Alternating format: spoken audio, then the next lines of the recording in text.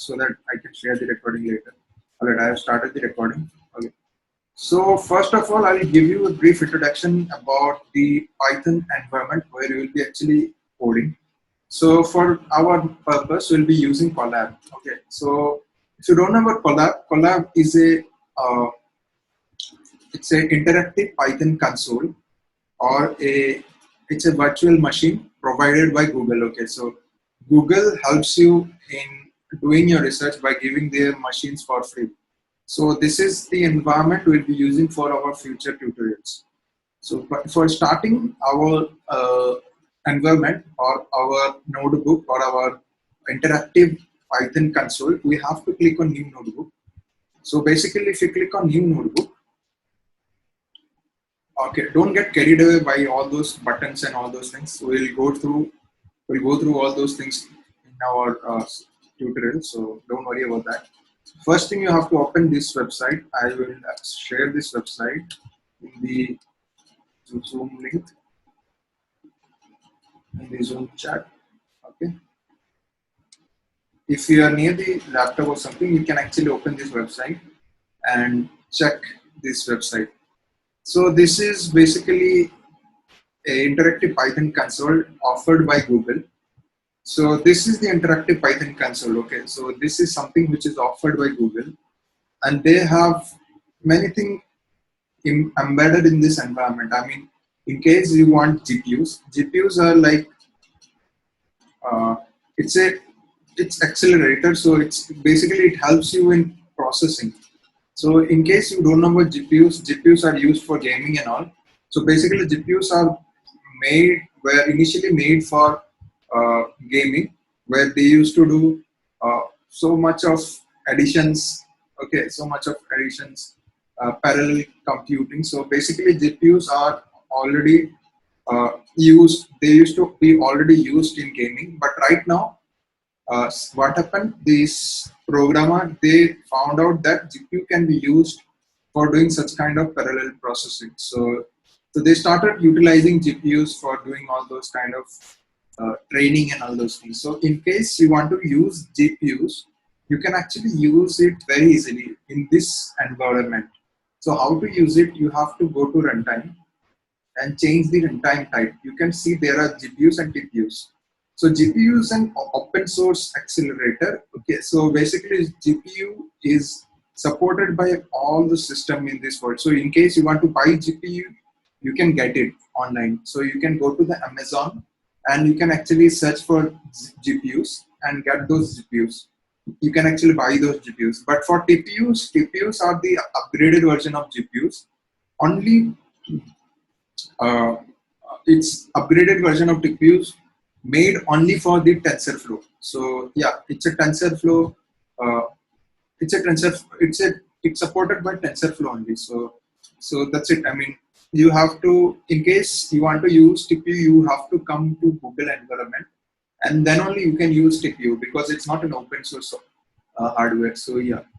So basically, we don't need right now for our basics tutorial. So we don't need any kind of GPU or TPUs. So we'll start by using line. Okay, so let's start. If in case you are in case you are in front of your laptop, just try to open this website, colab.research.google.com. I'll be waiting for 2 minutes. Just try to open it up and go to the new example. So you'll have an option for like new notebook. So click on new notebook and you will get this. Okay. And you can see so many buttons are there. Don't worry, I'll go through everything. Just you have to open it up. Once you open it up, and yeah, and next thing you have to do is you have to actually connect this interactive Python console with your system, with your virtual machine. So basically, this is not connected. Okay, so this interactive Python console is not connected to any CPUs or any GPUs or anything. It's just a static web page. So if you want to connect it, you have to click on connect. Okay. Once you connect it, Google will automatically allocate it some resources. And once it gets connected, I'll show you. It will show you that it has a RAM of 12 GB RAM. It provides you 12 GB of RAM and disk of 107 GB. So that means it gives you a pretty much very good uh, environment for your coding, and you can do tons of processing using this. So yeah, so that's the now it is connected to your virtual machine. Okay, so if you guys can go to this website, that will be great, because uh, it will help you later in the stage. So just try to go to this website and try to connect with the virtual machine. So once you connect with the virtual machine, you can see this is the Python console where you will be doing the coding. Okay, so basically for me, if I want to type the code, I will just type in here. Let's type the code 1 plus 2. Okay, so and you can do print. So if you know in C++, we have uh, something like print. Okay, in C++ there is a function like print. So sorry, a C out, and you do this. Okay, so basically in Python you don't have to do these all things, because the compiler itself handles all those things. Okay, so you don't have to do these things.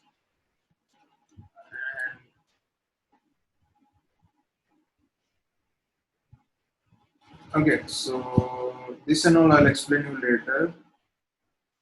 Okay, so basically in order to do print statement, you have to just do print 1 plus 2, and you have to run it. How to run it? It's very simple. You have to click on this button.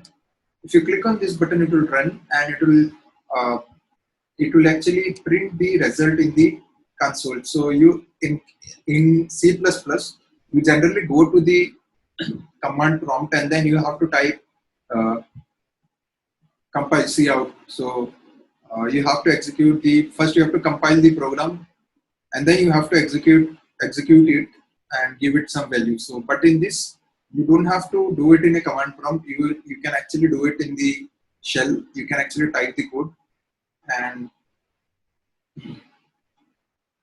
okay, so you can actually type the code and run it very easily just by clicking on this button. You can run it. So that's it's really simple. Also, one more shortcut key you can use. You can use option. So basically, you can use Control plus Enter. This will run the command prompt. So basically, if you do Control plus Enter, it will run this. It will run this shell. Okay, so I'm doing the Control plus Enter, and it is running this cell. So similarly, if you want to run this cell and go to the next cell, you can do it very easily by doing Shift plus Enter. If I do Shift plus Enter, it will run the previous cell and go to the next cell. So that is very handy. So in case you in the future, in case you want to run the cell, use this thing. Like use this thing frequently.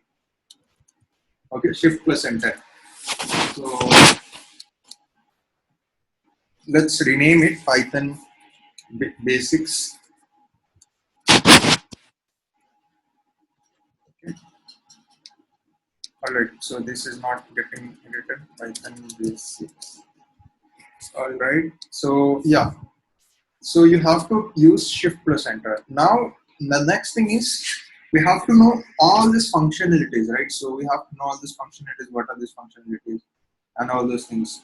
So the main functionality that you can use here is it's the Google Drive. You can add your Google Drive here. So basically, you can actually uh, mount your drive. So basically, this is running in my account. So in my Smail or my Gmail account. So in case you are running in your Gmail account, you can actually mount the drive. So if you want to mount a drive, you can actually click on this. That means your drive will be connected to this environment. It's like a storage. So basically, you have your hard disk, and you have this RAM, and you have this uh, display. So basically, this works as a hard drive. So you can see my drive is connected. Now I can actually access the data in my drive. So it's very easy. You can access the data. And so in case you want to get inside the drive and work inside this drive, so that the output is done inside this drive, you can actually do this. So basically, in case you want to change the path, you have to do cd. Okay, in command prompt, what you generally do, you have to type cd and go inside this and so path. Okay, if you don't know about cd, it takes you to the path. In case you are using some kind of Windows or something, you have already like some kind of buttons which actually helps you to navigate from one folder to other. But in case of this, you don't have to navigate. You don't have an option to navigate. So in case you want to navigate, you can do using cd.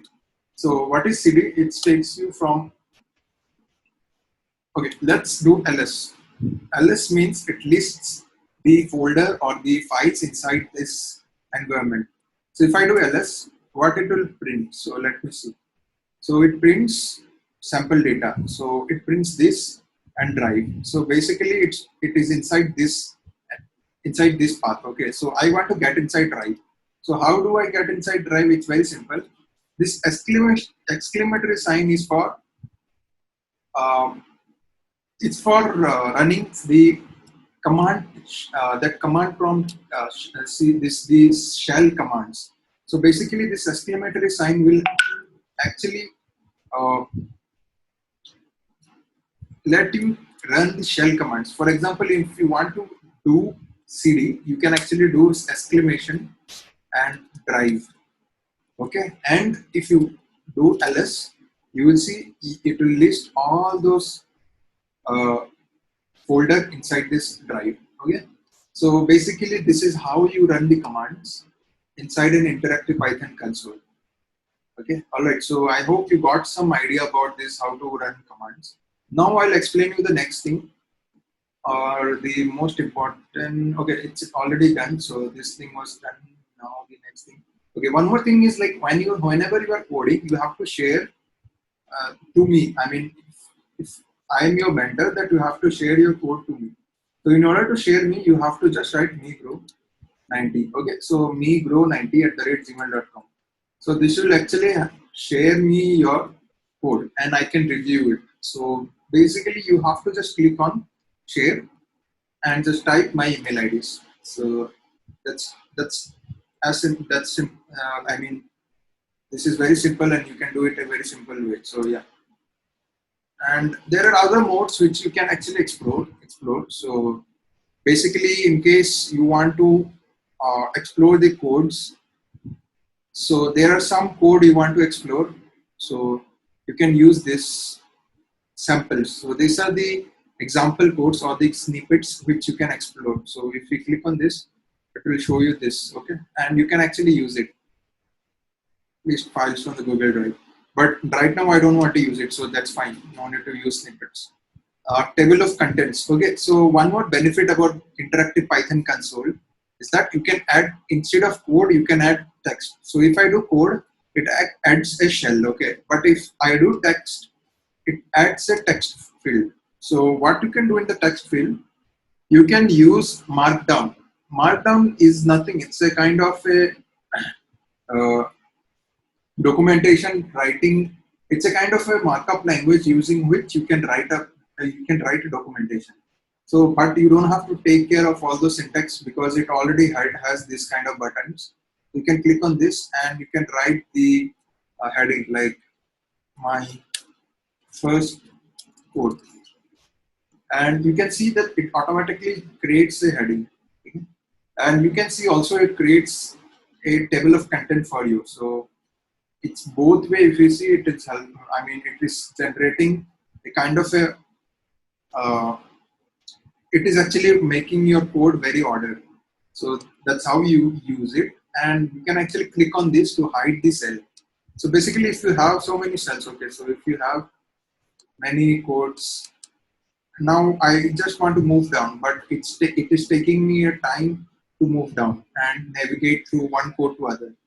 For that, you can do this and it will automatically hide the cells. So that's the funda behind this thing. And also, yeah, these are the cells where you can actually write your code. So let's start by writing a simple code. The most used code in IntelliView. So that's used. So it is known as the FizzBuzz. Okay.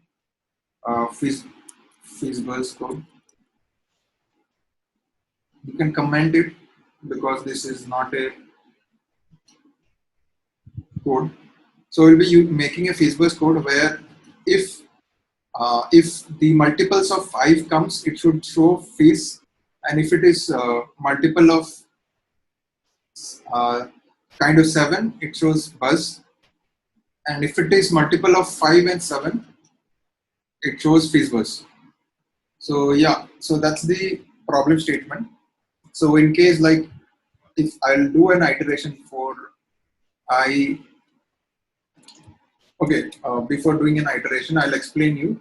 In case you are doing a C++, you have to write like this, right? So you have to do for int I equal to 0 semicolon I is less than something like num, and then you have to do I plus plus. Okay. So, but in this case, you don't have to do this because in Python you have an inbuilt function known as range. Okay. So, all right. So let's understand the syntax. The syntax is almost the same like any other programming language. There is some minor changes, like in case of fprint, you have this print. So you have print, and then you have minor changes that I'll explain you. But yeah, for you can use range. So what is a range? Basically, range is a function already defined by Python. So in case you want to use the range, you have to put the maximum value of that range. So in case I want to use this range, I can put 10. Okay, so what it will do, it will give me range from 0 to 10. Okay, but it won't consider the 10. So it will just show me the number from 0 to 9. So how to show this? I'll do a list. I'll convert this range into a list and I'll show you. So let's do it. See 0, 1, 2, 3, 4, 5, 6, 7. So this function generally generates these integers. Okay, you put a range, it will take you from 0 to that number. So if you put 100, you can see it starts from 0 to 100, but I'll consider taking less number. Yeah. So that's how you use the range. Now you want to iterate through this entire range. Okay. So in case you want to iterate it, how to iterate it? It's very simple. For I in range. Okay. And you put a number. Okay. And you do a print I. So basically, it actually does iteration from each element in this array. Okay, so this is a range which creates a list, and then you have to iterate through entire element of this array. Okay, so you are just iterating it. So it's simple. You can see that you, instead of for int I equal to 0 semicolon, I is less than 10 semicolon, I plus plus bracket close, uh, instead of console.log we are using print. So yeah, so instead of that I'm using this for loop. So that's how you define the for.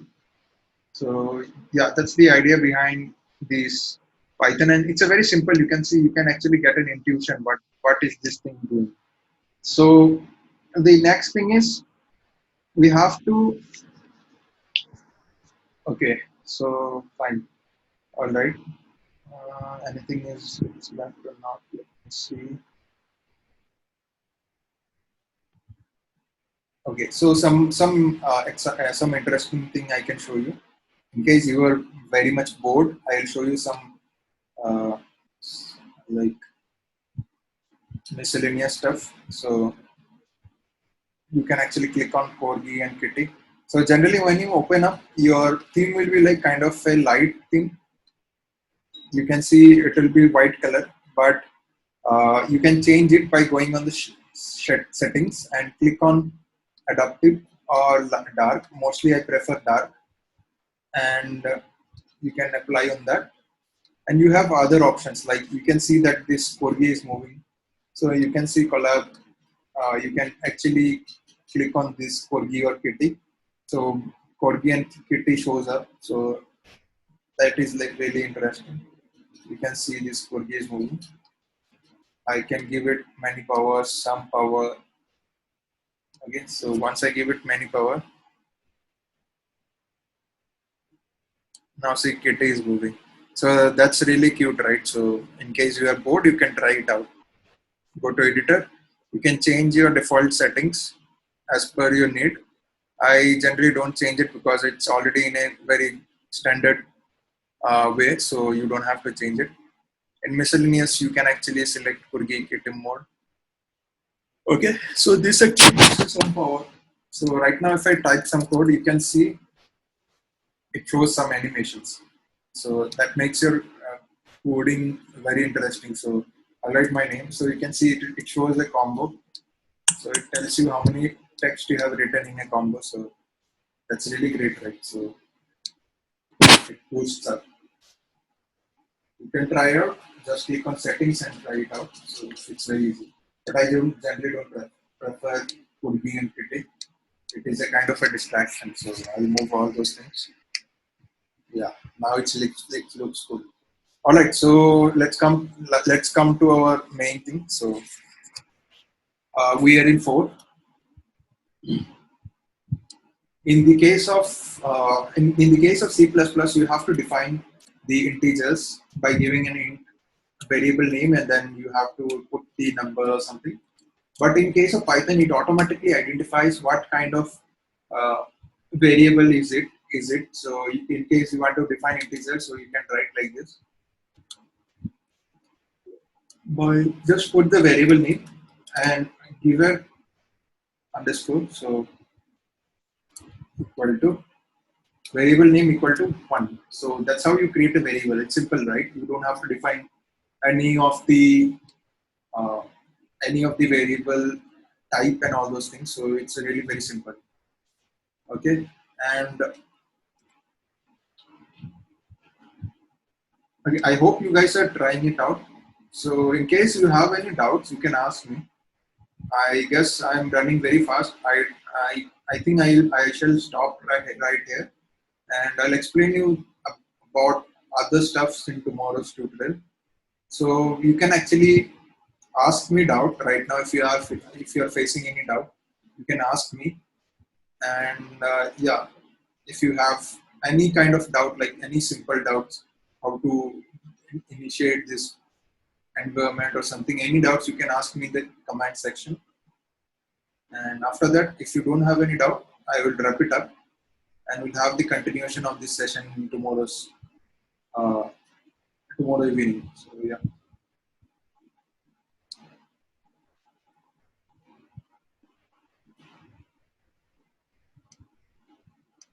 Okay, I'm waiting for you guys. If you have any doubts, is there any alphabet to print the numbers in vertical or horizontal? Basically, you don't have to. Uh, so okay, all right. So basically, if you can see, the print itself is a function. Okay, you can actually define many things inside this print. So you can put separation. Okay, you want to know about the Python, this function, you can actually put a comma and you can see it takes separation and it takes end. So basically you can provide separation or end. So if you provide end, by default it is a new line. So basically after the end of first print, it automatically prints in a new line. But in case you don't want a new line and you want to print it horizontally, you can do it by doing it like this. So you can see it's printed horizontally 0, 1, 2, 3, 4, 5, 6, 7, and 9. Right? It's very simple. So that's the funda. Print is a function actually. It's an inbuilt function. So that's the funda. So yeah, I hope this actually clears out your doubt. And in case you don't want to put, uh, in case you want to put something like some wet. So you can see 0 wet, 1 0 wet, 2 wet. So it is the end of every print statement. So after the end of every print statement, it adds wet. So that's the idea. So that's how you use the print statement. All right. So I hope this clears out your doubt. And Any other doubt?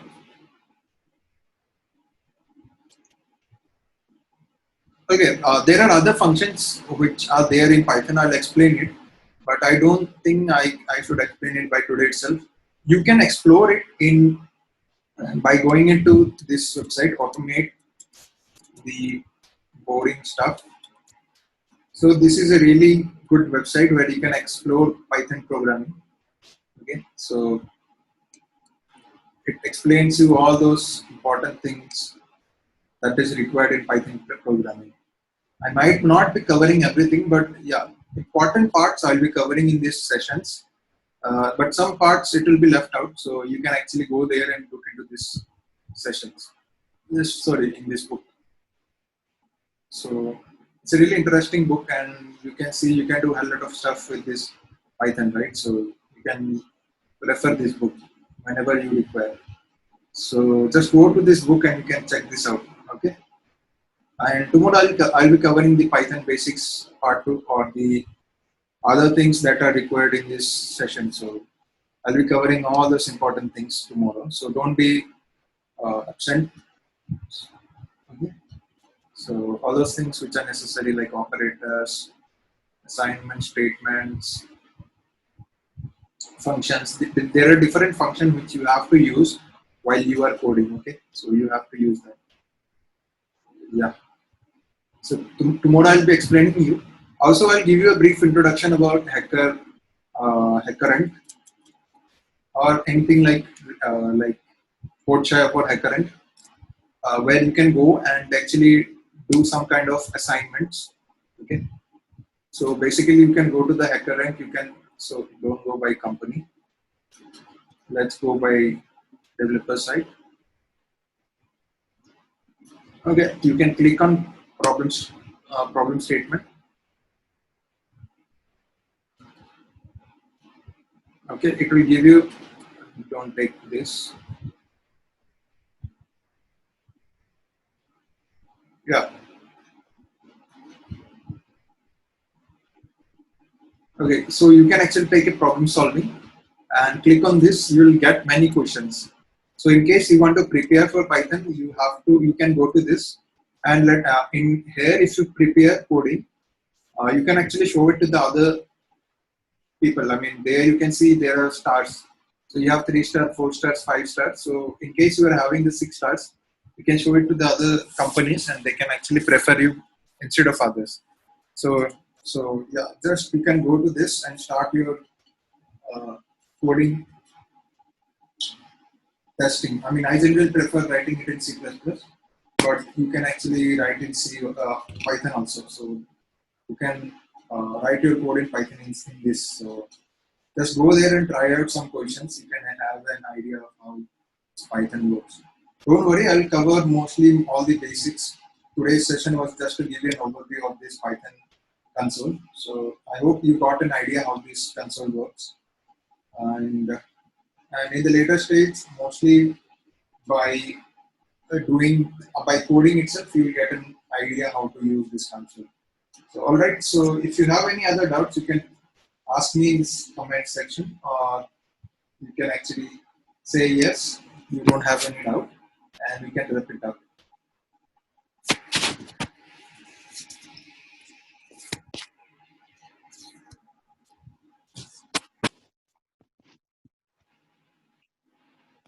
Okay, I'm expecting a yes from each of you guys. So if you don't have any doubts, you can put in yes, and then we can actually wrap this session. Okay, we have 3 people only right now.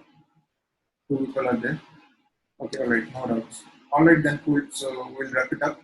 We'll see you up in the next session where I'll explain you all these basic concepts of Python, and I'll also do some small bit of coding competitions where you can get an idea how to do some kind of Python coding or something like for the competitive exams. Yeah. So yeah, all right then. See you tomorrow at the same time, 7:30. And we'll try to finish it up. I mean, Python. I don't want to. There was no session for Python basics, basically. So, but then we saw that many people are didn't have basics, so that's why I'm covering it up. But generally, we don't cover, but we have to do it as fast as possible because other people are waiting for us. Once we finish this Python, then only these people will join us. So yeah, we'll finish it up as soon as possible. So don't be absent tomorrow. We'll see you up in the same time. All right. Cool then. Bye. See you. Good night.